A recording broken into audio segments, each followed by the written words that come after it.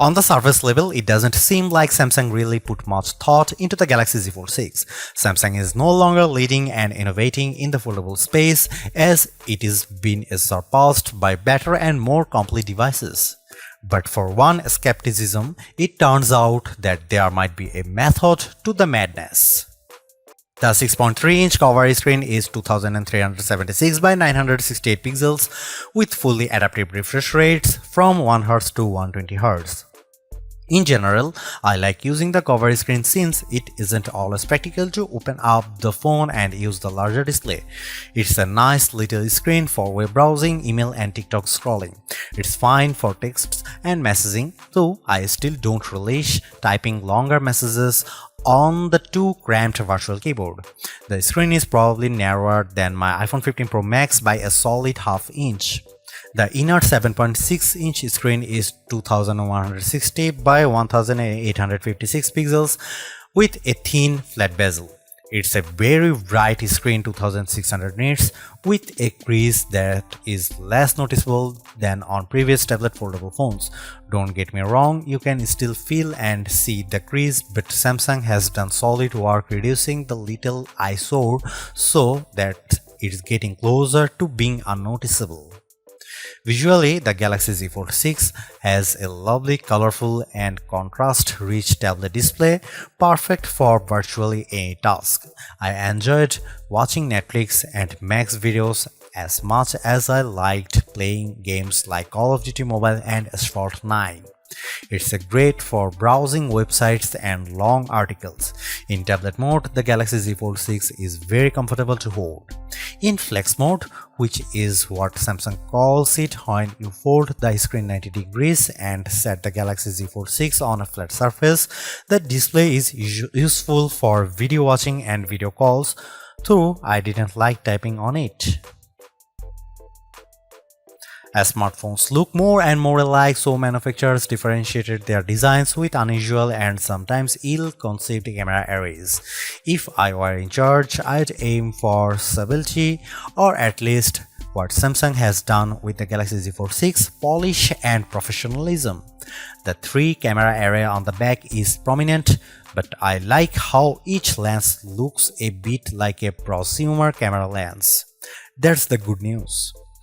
The not so good news is that Samsung didn't do much to upgrade this array, and the cameras on the last Z Fold 5 were a disappointment. This is essentially the same camera specs as you'll find on the Samsung Galaxy S24. Here is how the 3 cameras break down. 50 megapixel wide angle, f1.8 aperture, 12 megapixel ultra wide, f2.2 aperture, field of view is 123 degrees, 10 megapixel 3x optical zoom with aperture 2.4. It's a good set of cameras, and I took dozens of lovely photos in Paris under all sorts of conditions. Colors and sharpness are good across the board, low light performance is generally fine, macro photography is non-existent, portrait mode image of people and pets was gorgeous. I'm especially impressed with the color quality and details. This is clearly due to Samsung's significantly updated Pro Visual Engine, which is the computational bit of a Samsung's smartphone photography pipeline. It just gets better and better at understanding reality. That said, Samsung still makes skies too blue. Here is some camera samples of Samsung Galaxy Z Fold 6.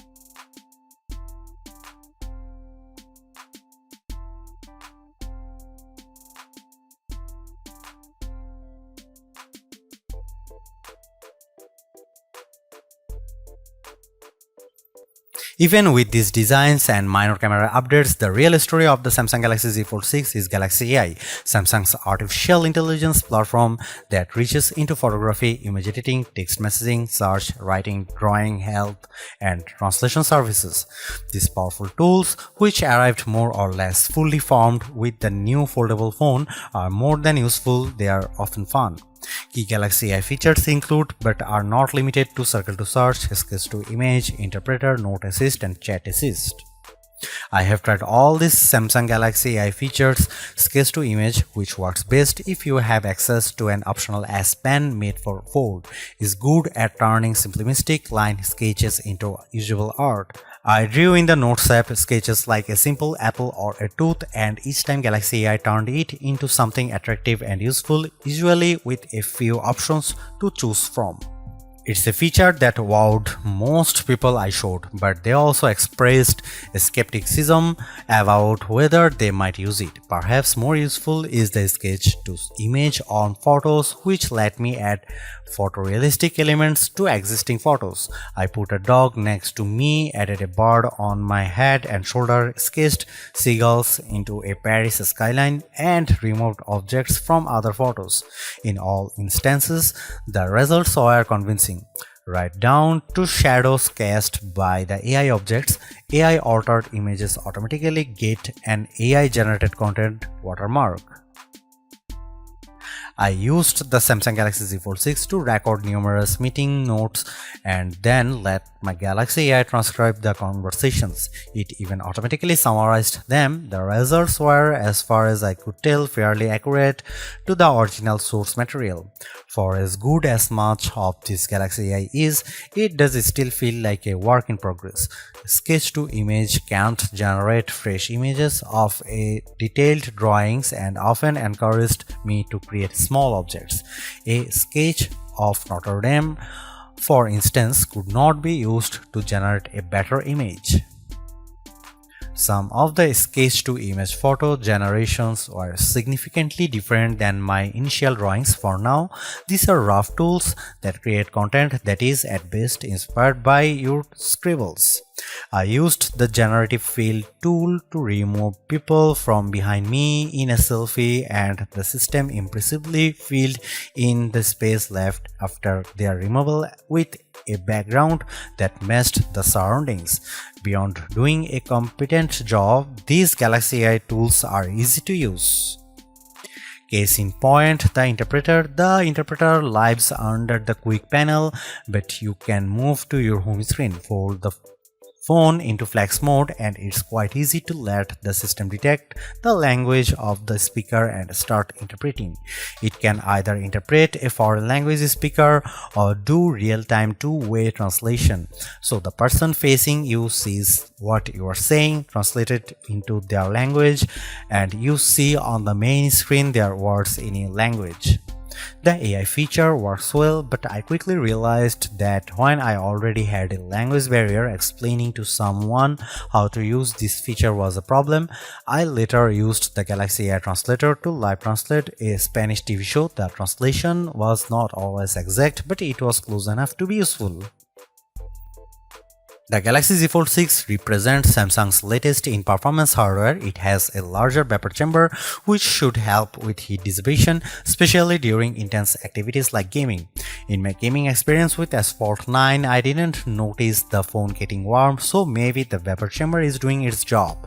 Not only does the Galaxy Z Fold 6 use Qualcomm's latest silicon, but it also gets a bespoke version of the Qualcomm Snapdragon 8 Gen 3 for Galaxy chip, which gives a small boost to clock speeds. This is backed by 12 GB of RAM. In our lab test, my Galaxy Z Fold 6 benchmarks are significantly high, especially on the GPU side. Apple's iPhone 15 Pro Max and the new A17 Pro chip still beat the Galaxy on Gen 6, but the gap is narrowing and it's hard to imagine a task the Z Fold 6 wouldn't easily manage. I shot 4K 30fps video with the phone and then edited 4 instances for the clip in Adobe Premiere Rush without any issues. Storage starts at 256 GB, which is not bad, but I think Samsung should have offered 512 GB. You can up the space to 1 TB if you are willing to pay $2,259 at least. A word about these prices: the Galaxy Z Fold 6 is an expensive handset starting at $1,899, but Samsung usually has fantastic trade-in deals and sales, and it's unlikely you will pay full price, so be sure to shop around before buying. The Galaxy Z Fold 6 uses a 4400 mAh dual battery, and between our lab tests and my own testing, I'd say you can expect between 10 and 11 hours of battery life depending on your display settings and other factors. Should you buy Samsung Galaxy Z Fold 6? If you want a pocket-sized tablet, then go for it. The great thing about the Samsung Galaxy Z Fold 6 is that you can use it all day as a beefy 6.3-inch and now more usable smartphone-sized screen, or unfold it into a very thin and beautiful tablet, and all at a size and weight that doesn't feel like you are carrying two devices. If you are ready to try a foldable phone, then go for Samsung Galaxy Z Fold 6. This is one of the best foldable phones on the market. There are cheaper models, but few combine this level of design, performance, and AI. For a true 2-in-1, you may not find better. If you want AI now, then go for Samsung Galaxy Z Fold 6. While some companies are promising AI later, Samsung Galaxy AI is here on the Samsung Galaxy Z Fold 6, and it's actually impressive and sometimes very useful. Don't buy Samsung Galaxy Z Fold 6 if you are looking for an affordable foldable. The Galaxy Z Fold 6 is more expensive than ever, and even though there are deals, apparently you can find a foldable that starts at a far lower prices. Don't buy Samsung Galaxy Z Fold 6 if you think a flagship should have flagship cameras. Samsung Galaxy Z Fold 6 cameras are good but not the best Samsung has to offer. If you want more zoom and better quality, look elsewhere. Samsung Galaxy Z Fold 6 is Samsung's most comprehensively thought out foldable to date. The cleaner, more pro design looks fantastic. It's comfortable to hold and pocket and is far more versatile than your average phone. It's thinner with a less noticeable crease, and that's a major bonus. So is the banked-in Galaxy AI, which is not always useful but can be tremendous fun.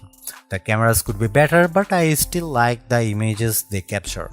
The price may be my single biggest sticking point, but you may want to hunt for good deals because the Samsung Galaxy Z Fold 6 is so worth it. Thanks for watching. See you in the next one.